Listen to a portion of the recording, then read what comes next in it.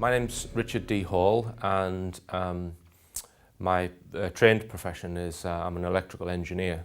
I became a chartered electrical engineer in '98, but I gave all that up in 2002. I set up my own business, and I've predominantly been doing web design. But in the last 2 or 3 years, I've become more and more involved and interested in the UFO subject because gradually, as I've looked at more and more evidence, objectively, I have to say, there's no doubt in my mind that the UFO phenomenon is real, and it is linked to many other phenomena, and it's being covered up. When I say covered up, it's not, they don't go around locking people up who open their mouths. It's a very subtle kind of cover up. It's an encouragement of debunking. It's muddying the waters, disinformation. This is why the mass populace thinks there's nothing to it, because what gets in the mainstream media is generally disinformation. So I'm on a campaign because I believe that once the secrets of UFOs come out, that there's a whole raft of other information to do with who we are, where we came from, our spiritual origins, our genetic origins, and that's the information that I want to get at. So I see the UFO, the releasing of the true information as an avenue to learn more about ourselves. Some people would go to a church to learn about themselves. I don't think the answers lie there. Are we free here in the UK? Are we free here in the UK? I would say within limits. Everybody thinks they're free, but I would say that, David Icke calls it the prison without bars, where people, as long as they believe there is democracy and they have enough material wealth, then they think they will be free. But I think democracy has been subverted, I believe, and our government has very little power. There are people above the level of government who have power, who coerce that government. So I believe that the majority of people think they're free, but they don't realise that they're actually living in a controlled environment, or in a box, so to speak. You approached David Cameron. Have you any plans to tackle other leaders who may have information? Yes, I mean, I did originally try to contact Gordon Brown, and I wanted to get into the Prime Minister's press conference, because after all, he is the Prime Minister, and I found that impossible. So it's nigh on impossible for a member of the public to actually confront the Prime Minister, which I found rather disappointing. And a number of people on my website have written to their own MP to ask questions. And of course, if you write to anyone else other than your own MP, you get the standard MP's reply, which is, I'm sorry, you're not a member of my constituency, I don't have any responsibility for you, please go away. That's what they say, always.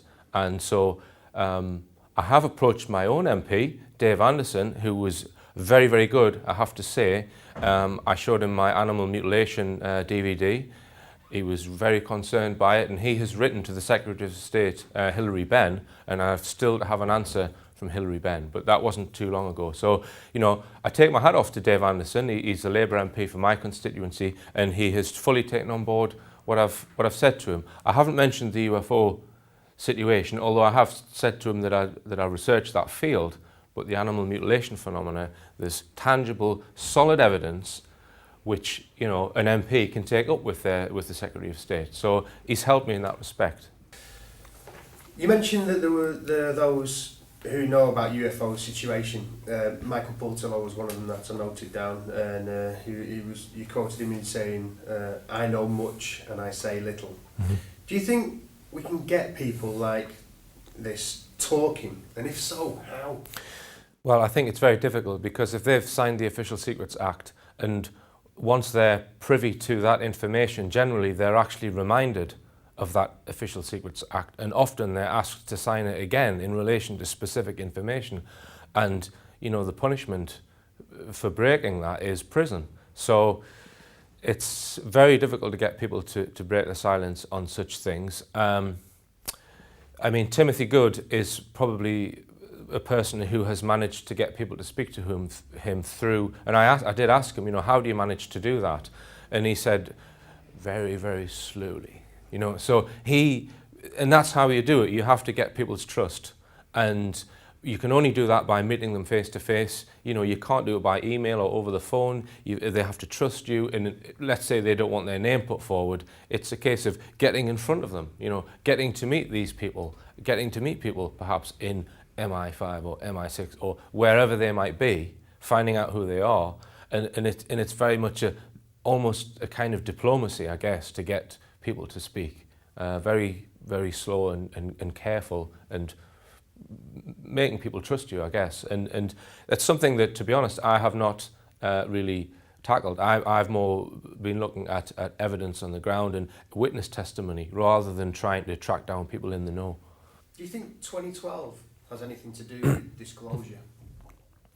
In a word, no. I think at 2012 there is a physical galactic alignment, which is the alignment of the Earth's axis with the Sun and the centre of our galaxy.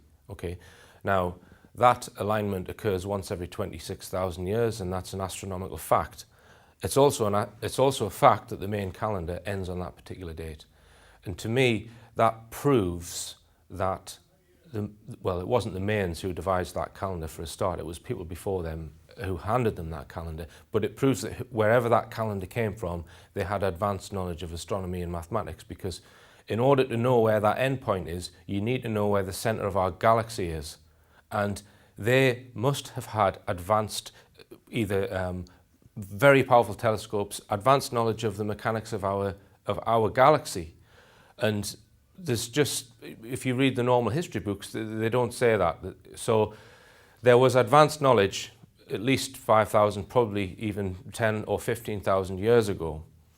Now, and they knew that this was a line in the sand, as it were, of the 26,000 year precession of the equinox's cycle. So I would say that it's a line in the whether things are going to change, I don't know. I don't know whether there's, I mean, I think that the coming of Planet X, I'm skeptical over that, and I don't think that's going to coincide with the 2012 date. I think people are mixing that up. But I doubt whether the government would choose that date for disclosure. No, I can't see that.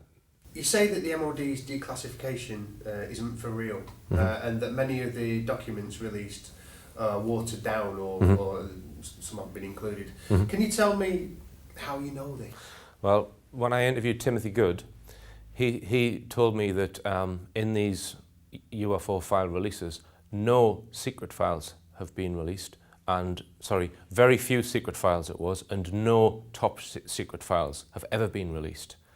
The files that have been released are classified and things like that. I gather they're not of the top secret classification.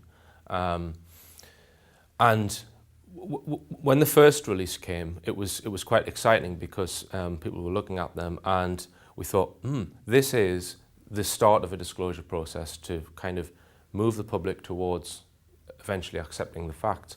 Having had 4 releases since then, and in each release there's this executive summary put out where, if there's a few kind of golden nuggets in those files, the executive summary always waters down and basically debunks those files. So I believe that they're being put out to say, this is all the information is, there's nothing to it. So where are these UFOs? So the first release, I had a different opinion, and I've changed my opinion now. I think it's a disinformation exercise, full stop. Why do you believe that the general public haven't been told the truth? And how long do you think it's been going on? Well, I agree with Stanton Friedman and Gary Heseltine and many others on this, that it's to do with power and control, because by releasing the information, people would be up in arms. I don't care what people say, that some people would forgive people, but there would be a core of people who would not forgive the withholding of such a massive secret for 60 years, and they would want heads to roll, and people would start examining how this secret was maintained, and they would want rid of a whole tier of people. They'd want them, you know, basically gotten rid of. And there are people above the level of government who coerce government through whatever position they have in whatever organisation who have been involved. And I think that it's to do with relinquishment of power, which would have to happen if they release the information, and to do with oil as well, to do with technological secrets which would have to be released. Yes, they released some of the technology in the commercial world from the Roswell crash, as related in Philip J. Corso's book, but I believe they kept all the best stuff, the energy stuff, and that would have to come out. And if that came out, the whole energy technology of the planet would have to change. We'd have to replace all of the fossil fuels, and anyone involved in fossil fuel industry would, you know, their power base would collapse. So it would be a revolution, which a lot of people don't want. Do you not think it has to happen? I think pressure's building up for it to happen. How long it can last, I don't know. I guess it all depends whether we get a new President Kennedy who wanted to do that, and you know, avoid assassination. Exactly, and can avoid assassination. Yeah.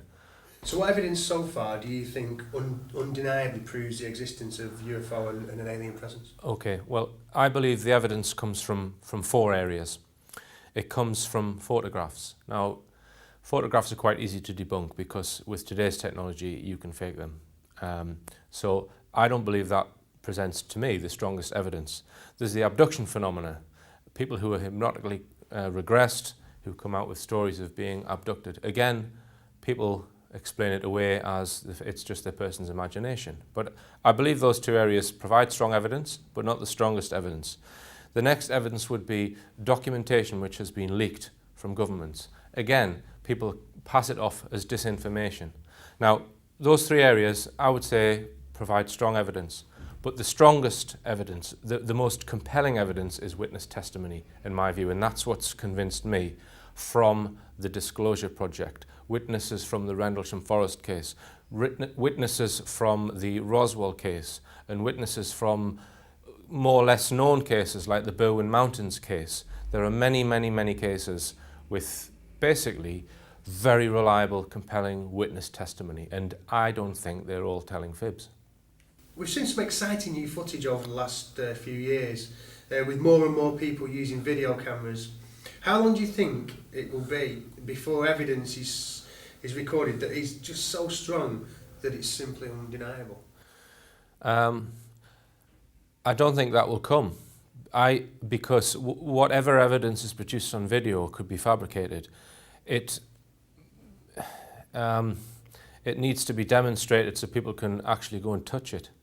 I would suggest, and that's backed up by people who we trust, trusted scientists, etc., people who run our universities, who get involved in it, and yes, this is real. So it has to be a combination of things. I think video, being able to touch it, the professors' reports, etc. It has to be a whole rack of evidence presented to the public. There's a lot of technology available now to anybody to be able to create superb CGI effects. So the answer is no, we can't believe what we see on video. And not only that, we can't believe what we see with our naked eye, because some UFOs are alleged to appear and can be visible from one point on the ground, but not visible at a different angle.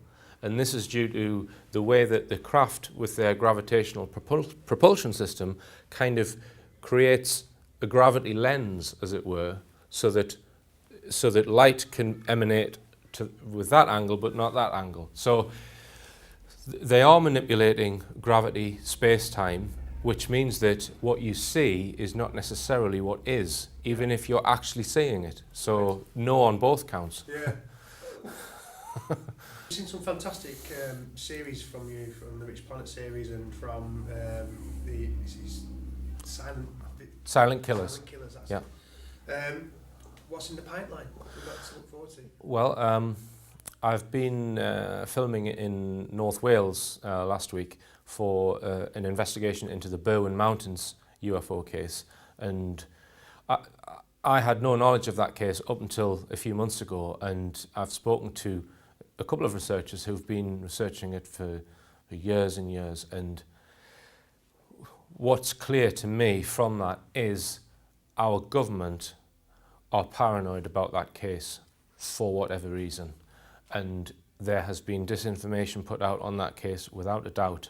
And in the documentary that I'm making, I'm trying to get to the bottom of why this particular case the government seem to want people to keep quiet about and not know about.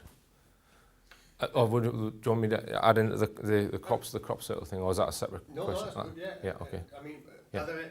have we got some revelations to look forward to? Have you uncovered some new information? I mean, being interested in UFOs, it kind of automatically takes you at some point into the field of crop circles, because many people believe that the two are related. And so I thought that I should investigate crop circles, albeit from my own perspective of objective evidence, rather than just going, ooh, isn't that a nice pattern? To be honest with you, I'm not really interested in going and standing in a crop circle. That doesn't interest me. What interests me is the amount of skullduggery, shall we say, going on with various different parties, including government. And I hope to get to the bottom of that in a documentary that I'm going to bring out. And it's not going to be about looking at pretty crop circles, I can assure you.